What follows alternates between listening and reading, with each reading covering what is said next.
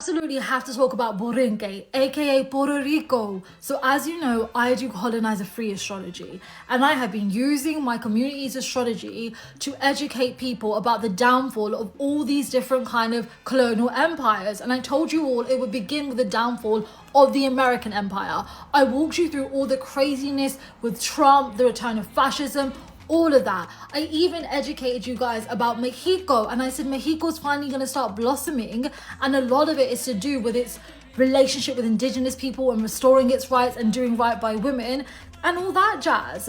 But through all these like really uncomfortable predictions that I put out, I kept reminding people, stay grounded, because astrologically we are now in the downfall of colonialism. That's why they're getting more vicious, more crazy, because their power's over. Like, it's done in the next few decades.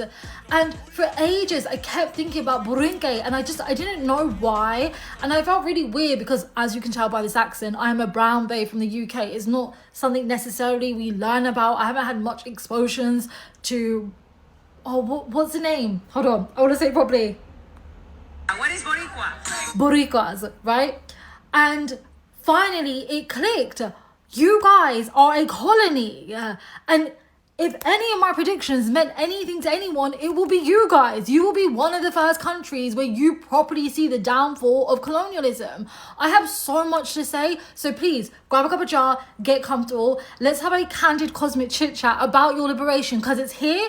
It's going to take some time, but it kicks off in 2025. So let's go. Just in case any of you are new around here are 3 things to keep in mind so this series is a little bit more easier to follow along. So number 1, there's 108 star signs, not 12. Number 2, anyone, anything, any country is comprised of 20 different birth charts.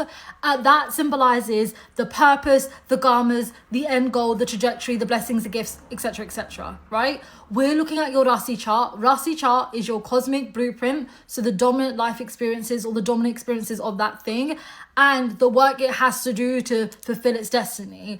The third thing is everyone changes star signs throughout their whole life. You'll see that in this series too. Long story short, that allows us to know how something is developing and if it's going down the path of blossoming and self-consciousness, or it's lost in Mayan illusion and it's going into a scarier cycle. It's really okay if you didn't know any of this. Colonialism, whitewashing, cultural appropriation, but welcome to Side Liberations. Let's get down to business. So in part 2 of our series, I want to concentrate on your Venus placement.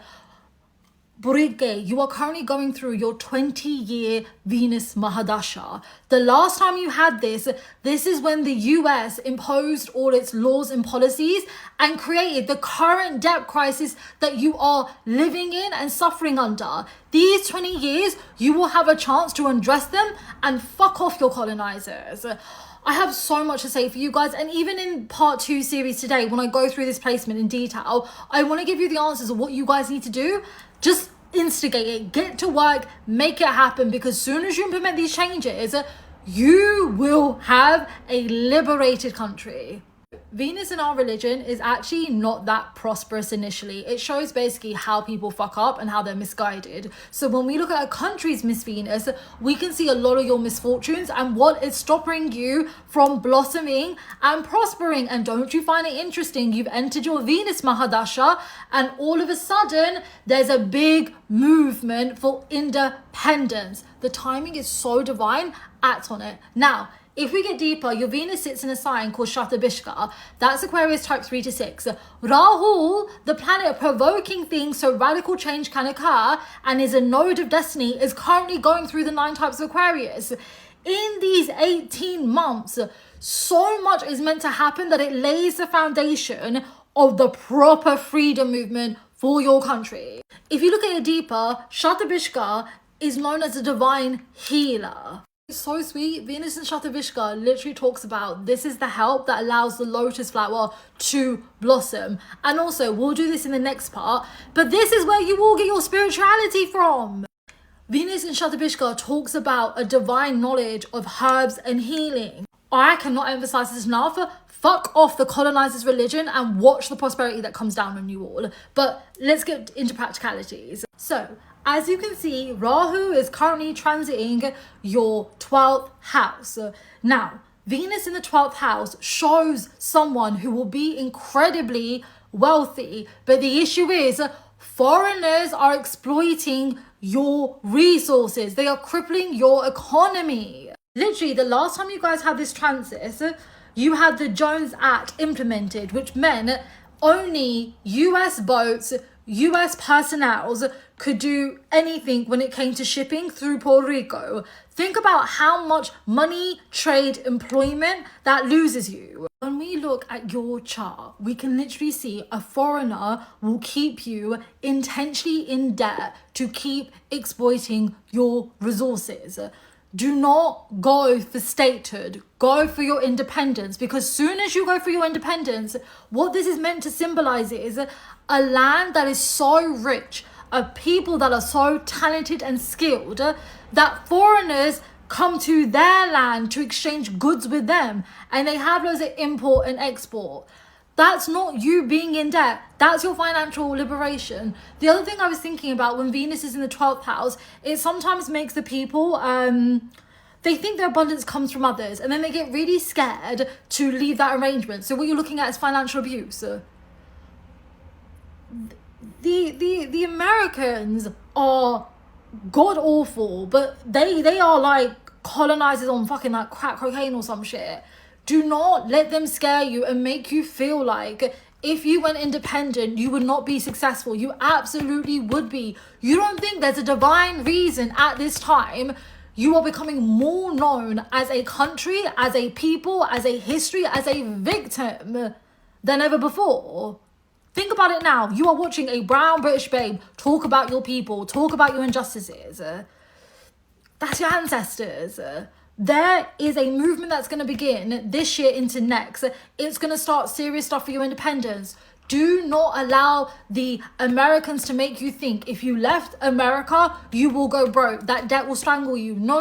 It's the opposite. For as long as you stay with them, you are indebted. The other thing I want to talk about, Rahu and Venus are now fused in your 12th house, right? That is insane for money. It talks about healing the economy. It talks about empowering local providers, traders to have ownership and pick up money instead of being taxed by the Americans. Also, public ownership, Hibiscus is. You have been so rotted by these nasty colonizers that all your resources were privatized. This happened the same time you have the current transits you're sitting under. When a transit revisits you after 30, 40 years, whatever, it's your time to heal and fix it. You don't have to carry on. Also, Rahu and Venus, baby, you don't need me to tell this to you, but the people will know you for your arts, your spirituality, your food. Often what I think happens is the Americans are telling you that, like, if you had your independence, you're rot. Look at all the other countries who have their independence and now they're like starving or whatever. That is not the case for you. You will have other countries that want to do direct trade deals with you, but you have to do this, Borikas. Whatever happens with your liberation, you must never ever become dependent on one foreign entity, and you must never ever compromise the land and ownership of the island. They can do business with you, they can for sure come and travel and tour, but the land has to own by the people. The businesses have to be ran by your people. Your people are prosperous. The reason the financial prosperity is not theirs because it's been severed. If you look at Shatabishka, right, it's ruled by Varuna, the god of justice. You have sat through hundreds of years of injustices. I don't got to explain that to you, but the time has come to correct them, and you cannot keep falling. You know, the 12th house represents imprisonment. It's showing they're financially imprisoning you, right? They are fear-mongering you. They are crippling you on purpose so they can exploit your natural land, take the food, take the culture, what else? Like the natural resources and all of that. So they give you little scraps for money. You're like, thank you for saving us. But that's not it. You're doing them a favor. Like, they're not doing you a favor. Cannot emphasize this enough. You cannot have American leaders. Do not accept foreigners or people who side with the American as your leaders. The second you have indigenous people back, you have your people in power, you prosper. This is a time when the needle's meant to move, and it will happen. There's a reason eyes are coming onto you. your movement starting. You have to reclaim the land, and you will be successful in reclaiming it. Don't fall for the same trick as your ancestors. In fact, follow me for part 2.